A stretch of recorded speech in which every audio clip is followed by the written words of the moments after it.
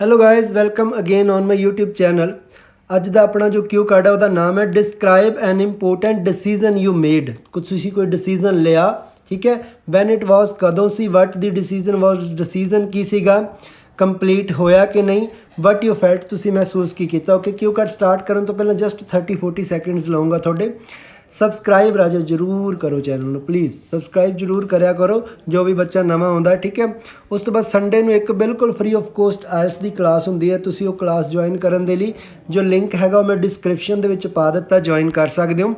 PDF ਜਿਹੜੀ ਹੈ ਉਹ ਰੈਡੀ ਹੈ, ਇੰਟਰੋ ਫੋਲੋਅਪ ਸਾਰਾ ਕੁਛ ਮੇਰਾ ਖੁਦ ਦਾ ਲਿਖਿਆ ਹੋਇਆ, ਤੁਸੀਂ ਉਹ PDF ਬਾਏ ਕਰ ਸਕਦੇ ਹੋ ਸਪੀਕਿੰਗ ਦੀ। ਅਤੇ ਰੈਗੂਲਰ ਕਲਾਸਿਸ ਜਾਂ ਕਲਾਸਿਸ ਦੀ ਡਿਟੇਲਸ ਲੈਣ ਦੇ ਲਈ, ਕਲਾਸਿਸ ਲੈਣ ਦੇ ਲਈ ਗਿਵਨ ਨੰਬਰ ਦੇ ਉੱਪਰ ਤੁਸੀਂ WhatsApp ਦੇ ਉੱਪਰ ਮੈਸੇਜ ਕਰਕੇ ਪੁੱਛ ਸਕਦੇ ਹੋ ਫੀਸ ਬਾਰੇ, ਟਾਈਮਿੰਗ ਵਗੈਰਾ ਬਾਰੇ, ਠੀਕ ਹੈ।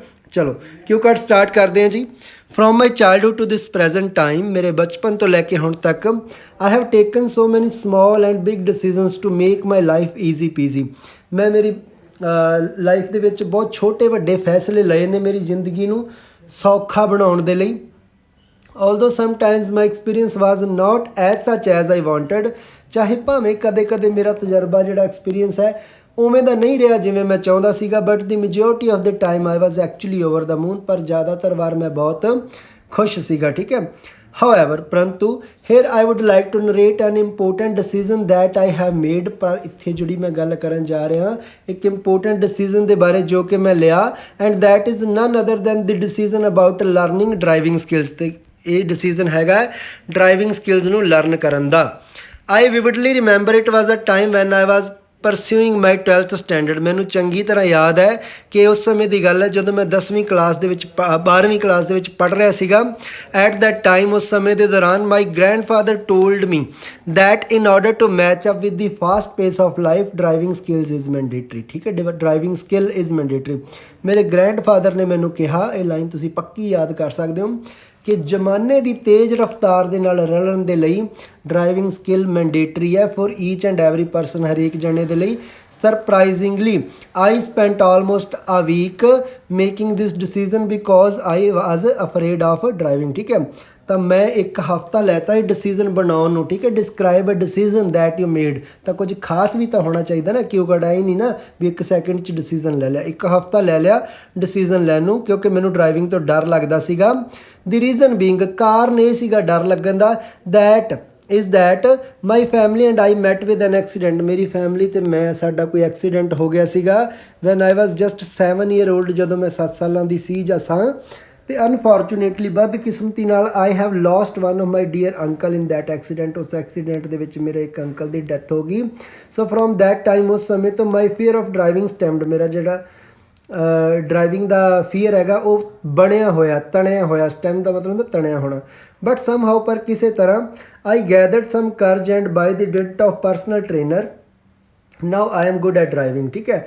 ਮੈਂ ਕੁਝ ਕਰਜ ਮਤਲਬ ਹਿੰਮਤ ਅਤੇ ਪਰਸਨਲ ਟ੍ਰੇਨਰ ਦੀ ਹੈਲਪ ਦੇ ਨਾਲ ਹੁਣ ਮੈਂ ਡਰਾਈਵਿੰਗ ਦੇ ਵਿੱਚ ਵਧੀਆ ਹਾਂ, ਠੀਕ ਹਾਂ। Initially it was an arduous task. Arduous ਮਤਲਬ ਔਖਾ। ਸ਼ੁਰੂ ਦੇ ਵਿੱਚ ਇਹ ਮੈਨੂੰ ਔਖਾ ਲੱਗਿਆ, ਬਟ ਇਵੈਂਚੁਅਲੀ, ਪਰ ਆਖਿਰਕਾਰ, when I did a deep dive inside the ocean of driving, I found it as easy as ABC, ਠੀਕ ਹੈ।